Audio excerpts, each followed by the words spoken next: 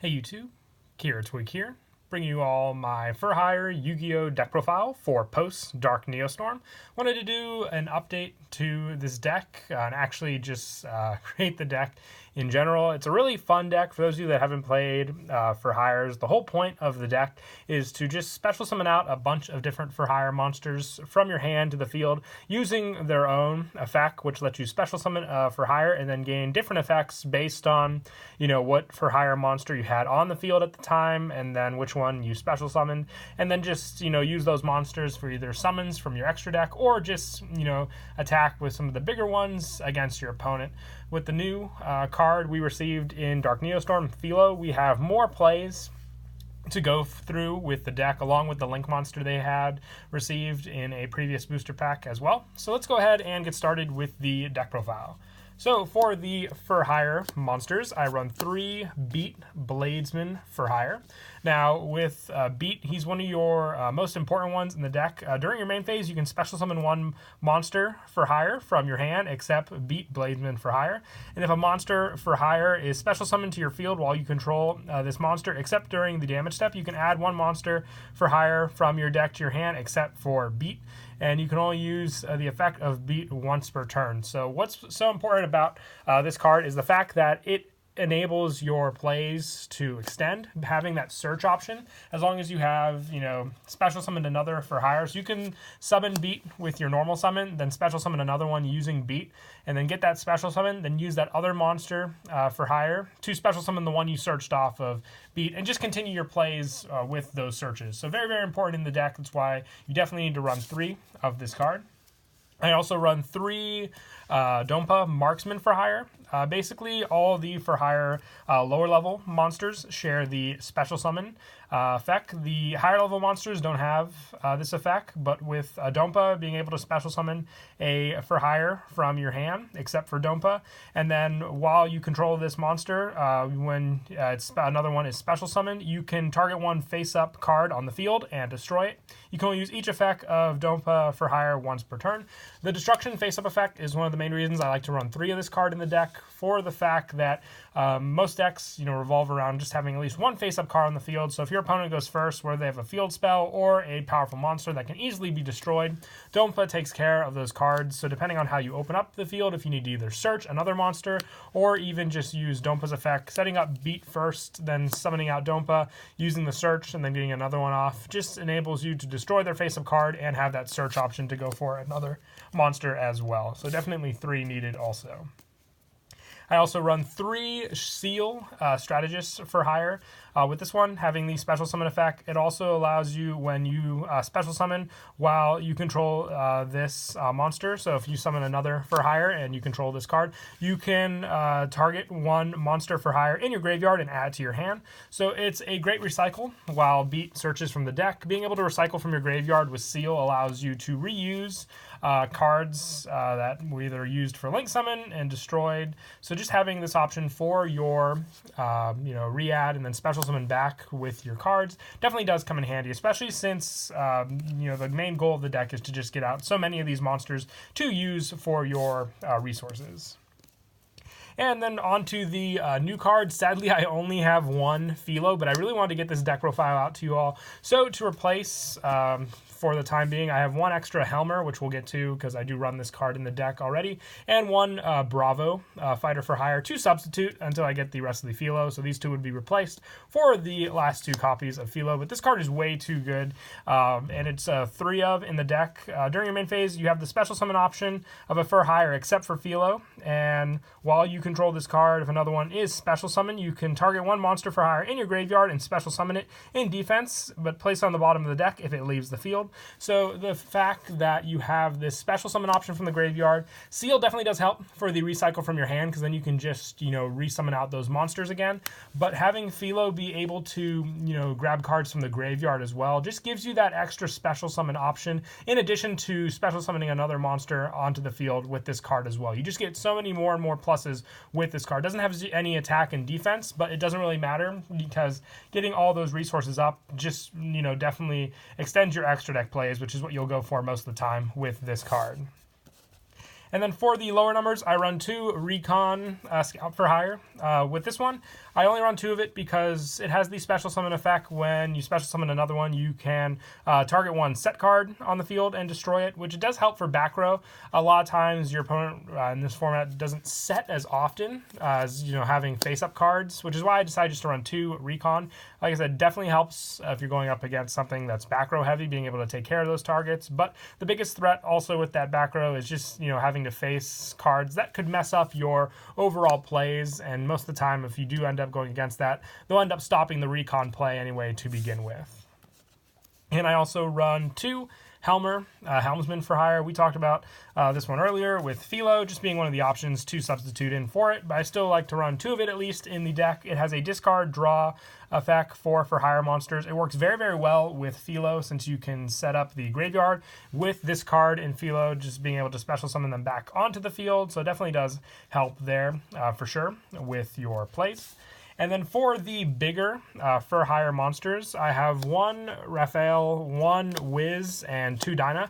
I do want to run 2 Raphael and 1 Dinah, so I would replace the 1 Dinah for a second Raphael if you do have it. Dinah being able to make your opponent only attack this card, being a 2500 attack point monster, definitely does come in handy. And when you special summon it, you can banish cards from your opponent's graveyard up to the number of monsters for hire you control with different names. This takes care of a lot of potential cards your opponent may use against you with this one, and the fact that it is a 2500 attack point monster as well.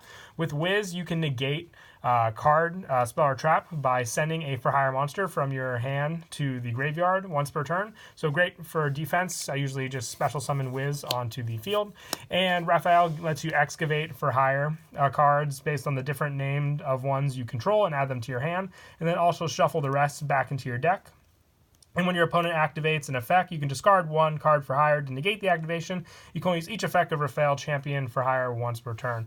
Like I said, Raphael is definitely the best one in the deck to go for. I just like having the Wiz and the Dinah options available to you as well.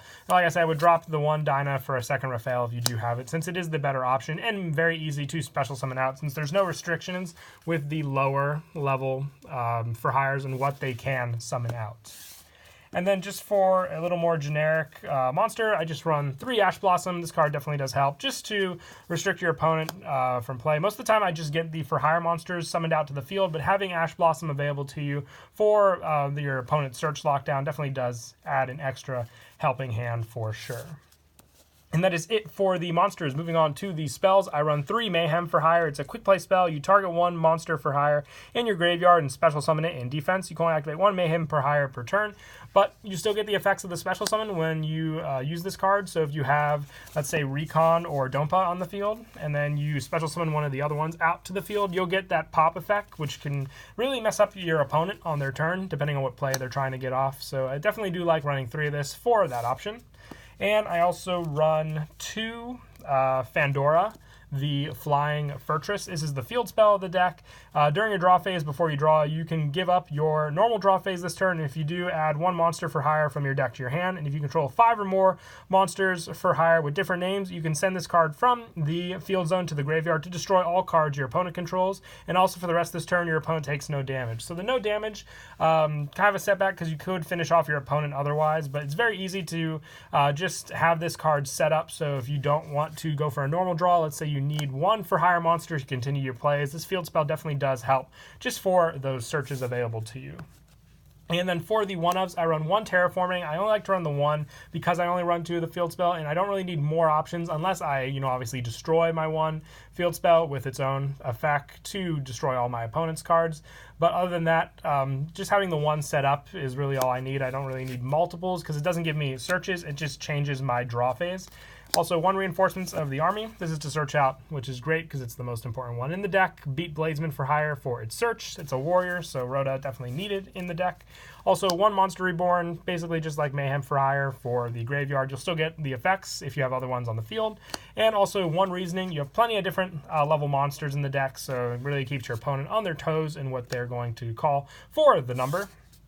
And then for some of the higher spell options, 3 Call by the Grave. The biggest thing that hurts this deck is just when your opponent uses hand traps to stop your for higher plays, depending on what they use. Effect Veiler being the big one for sure. Just stopping that first for higher can set your whole play back. So Call by the Grave really does come in handy in that case. And I also run 2 Pot of Desires. I really do like this card for the fact that we run so many multiples of the for hire monsters that if we banish some of them, it doesn't really hurt, the draw aspect too much. If you didn't want to run Pot of Desires, you could try putting in an Upstart Goblin and just maybe a 3rd field spell or a 2nd Terraforming, up to you there. Or you could even just try running the 3rd Helmer for the option if you're not a fan of Pot of Desires. And then for the trap cards, I run 1 Training for Hire for all your training needs. This trap card just helps you if a face-up for hire monster you control is destroyed by battle or an opponent's card effect. You can target one of those monsters and special summon 1 monster for hire from your deck whose level is lower than that target. The fact that we have monster level 1 Philo available to us now gives us even better plays with our level 2s. That was the one setback when you hit the level 2 monsters. You didn't have a special summon option, but being able to go into Philo now definitely does come in handy with this card. And lastly, I run 2 Back to the Front. Just this option available when you want more special summons. Along with Mayhem for Hire, you can combo pretty well for rapid special summons against your opponent and then make use of all the different for hire effects.